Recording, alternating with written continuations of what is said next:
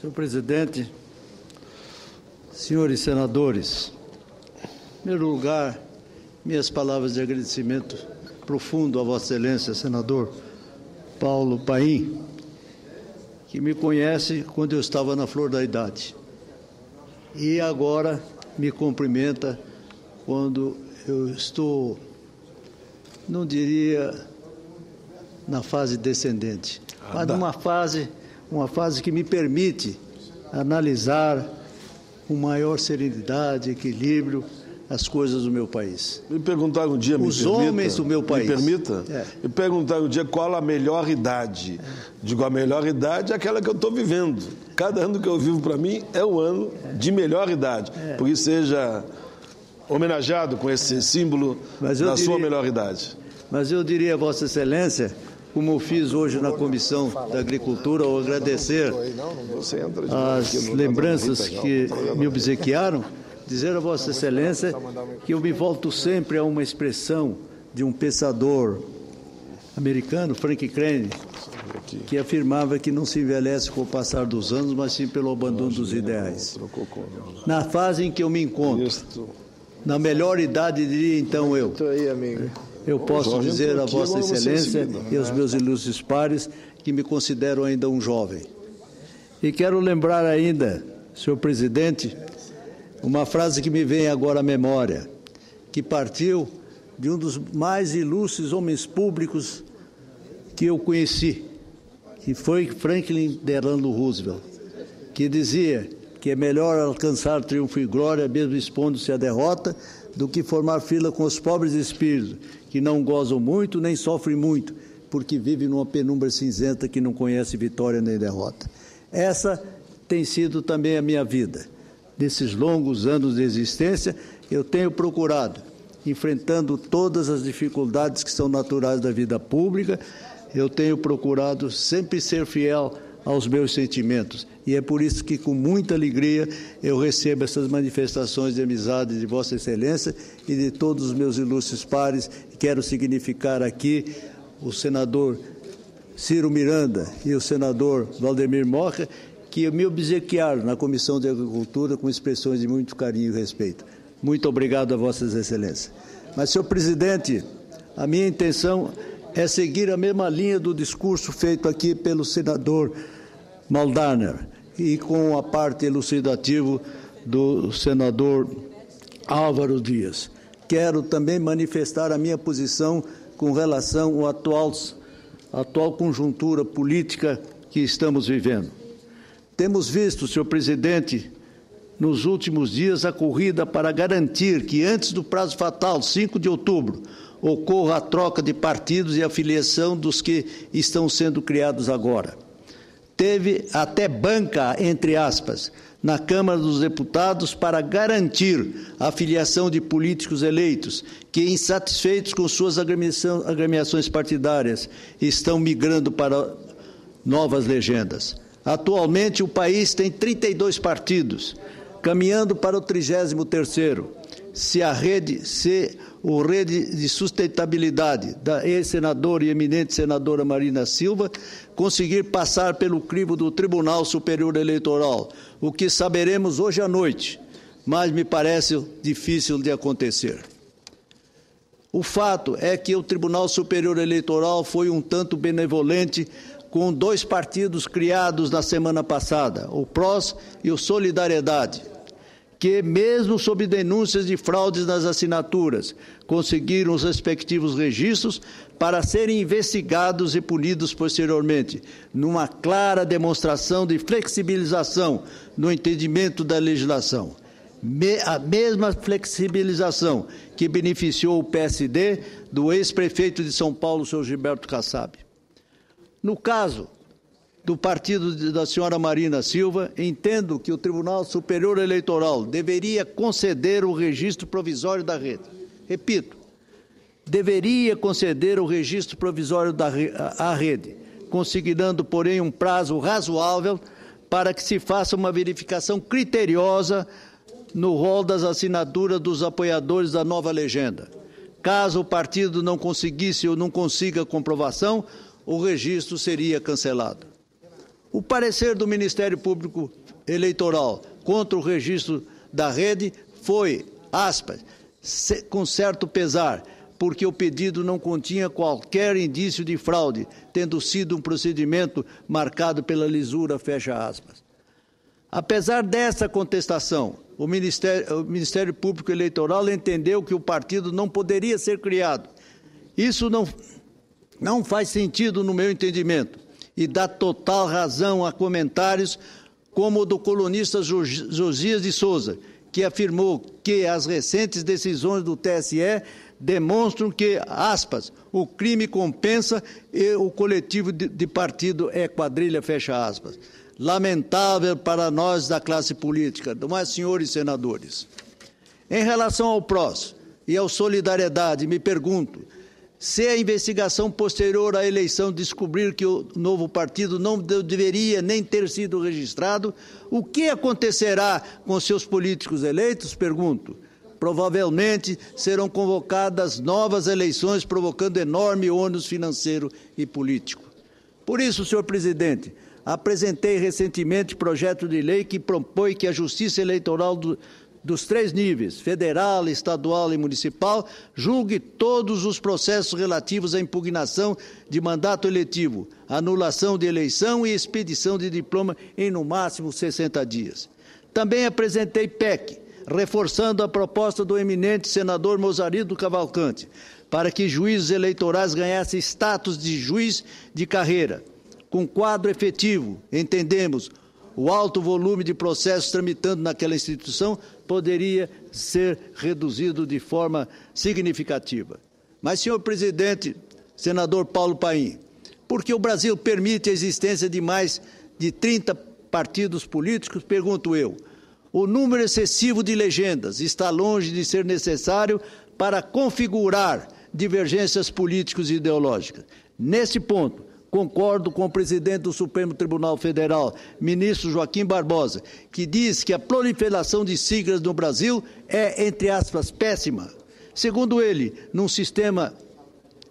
nenhum sistema funciona com 10, 15 ou muito menos com 30 partidos. Mas interrompo nesse instante o meu pronunciamento para ouvir a palavra balizada do eminente colega do meu estado, o ilustre. Mas Vossa Excelência já fez a breve comunicação. Pelo estado de aniversário, primeiro eu dei 10 minutos, segundo, Vossa Excelência pode fazer uma parte. Então, com a benevolência do presidente, eu queria dizer, senador, é claro que não é isso que eu quero dizer, mas eu me filiei no MDB em 1978. Eu nunca tive um outro partido na minha vida. E acho que essa questão dessa migração partidária, nós estamos com 30 e tantos partidos, não é possível isso, não tem como, né, você poder realmente, né, mensurar isso, como é que faz isso?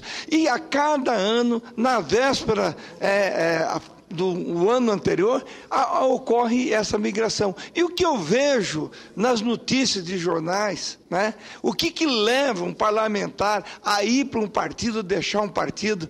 Realmente, senador Figueiró, eu sou de uma geração em que minha família, meu avô, minha mãe, meus tios, tudo da antiga UDN. E uma época em que partido, né, não tinha. E eu, lá na minha querida Bela Vista, é muito difícil essa questão de você explicar a saída de um partido, vai para o outro.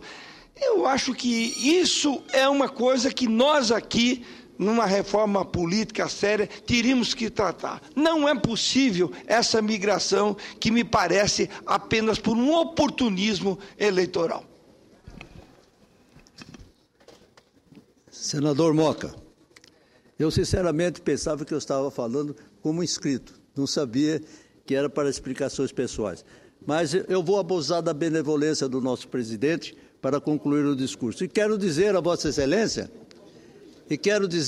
Excelência que eu comungo totalmente com o seu ponto de vista, até porque as nossas origens são comuns. Eu venho da UDN de 1945, no tempo que a liberdade, a vigilância era... Vossa Excelência também era da UDN. O preço da liberdade é a eterna, vigilância. Eduardo Gomes. Pois bem. O Cacildo tocava um bumbo na banda de música. Mas como é bom a gente lembrar do passado, né? Saudades. Eu quero dizer que eu era criança nessa época. Não é que... Não fui filiado ao UDN. Pois é. Mas os seus pais o eram. Mas, senhor presidente, eu vou continuar agradecendo a manifestação do eminente senador Moca. Achei interessante o artigo publicado do Correio Brasileiro de ontem, de 2 de outubro, que fala do ritmo da proliferação de partidos políticos desde os anos de 80 para cá.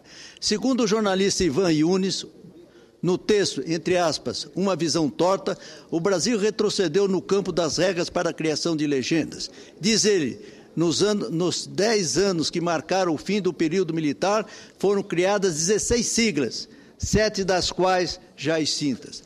Na década seguinte, marcada pela estabilização da economia, o ritmo diminuiu com 11 novos partidos, sendo que outros 4 nasceram da fusão entre agremiações. Nos primeiros anos do século XXI, a corrida para fundar novos partidos caiu dramaticamente. Apenas 3 conseguiram registro no Tribunal Superior Eleitoral entre 2000 e 2009, mas 3 nasceram de fusões ou apenas da troca de nomes de antigas agremiações. Nos últimos 3 anos, porém, a tendência se inverteu.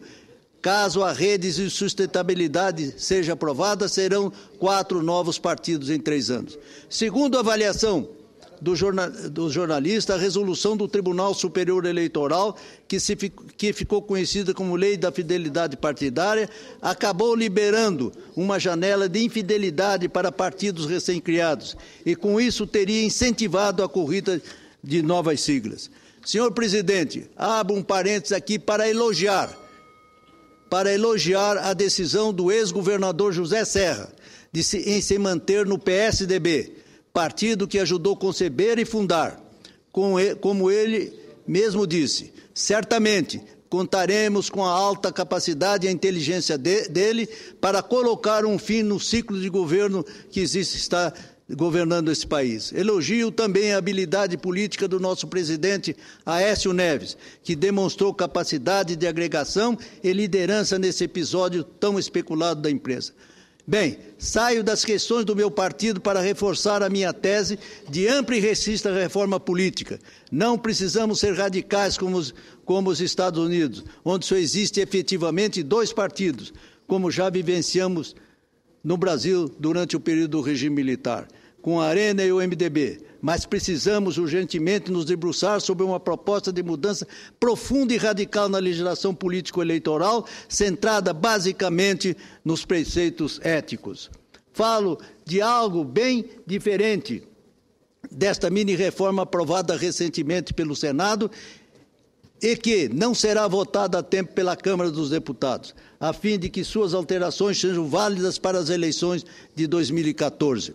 Alterações essas que, por sinal, em muito pouco irão contribuir para inibir ou até mesmo coibir a corrupção eleitoral. Perdemos tempo tratando do que chamo assuntos de cozinha. Senhor presidente, antes de concluir as minhas palavras, eu gostaria de ouvir o meu eminente líder, o senador Aloysio Nunes Ferreira. Meu caro senador Figueiró, eu me permito aparteá-lo brevemente.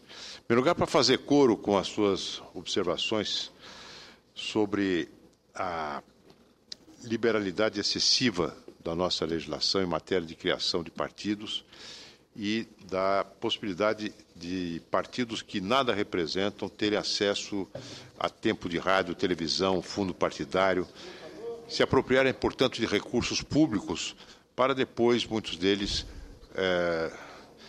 se comercializarem este patrimônio que a lei lhes permite adquirir. Em segundo lugar, também para dizer a Vossa Excelência o quanto fico feliz com a presença de Serra, José Serra, no partido que é a casa dele, né?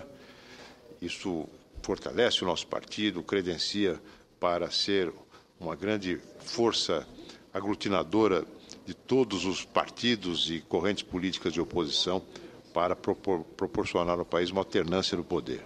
E, finalmente, eu não podia deixar de lhe dizer o quanto eu gostaria, quanto eu lhe admiro, o quanto lhe aprecio, da amizade que, apesar do pouco tempo de convivência, surgiu entre nós, da felicidade que é para mim, líder do PSDB, ter nas nossas fileiras um senador da qualidade de Vossa Excelência, da tradição política de Vossa Excelência, da aplicação de Vossa Excelência, do espírito público, da dedicação ao seu Estado, e aproveitar para dizer isso mais uma vez no dia do seu aniversário.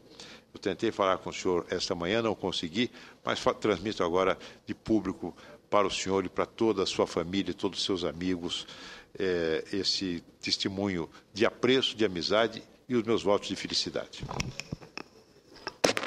As palavras de Vossa Excelência, senador Aloysio Nunes, tocam ao meu coração, como fizeram hoje na reunião da Comissão da Agricultura os nobres senadores Ciro Miranda e Valdemir Moca. Sou profundamente grato às palavras de incentivo que Vossa Excelência me oferece e que me rejuvenescem também. Veja lá, um homem com 82 anos está aqui nessa tribuna falando a Vossas Excelências, para mim é uma honra imensa, né? E me dá um tônico que me faz permanecer aqui aplaudindo Vossas Excelências pelos ensinamentos que Vossas Excelências têm me oferecido até agora. Essas homenagens também eu dirijo ao meu caro presidente Paulo Paim, e pedindo a ele que considere lido os termos finais do meu pronunciamento, que é no mesmo sentido das palavras que eu ofereci há pouco. Muito grato a Vossa Excelência, que Deus o abençoe sempre. Rubens Figueiredo, permita só que eu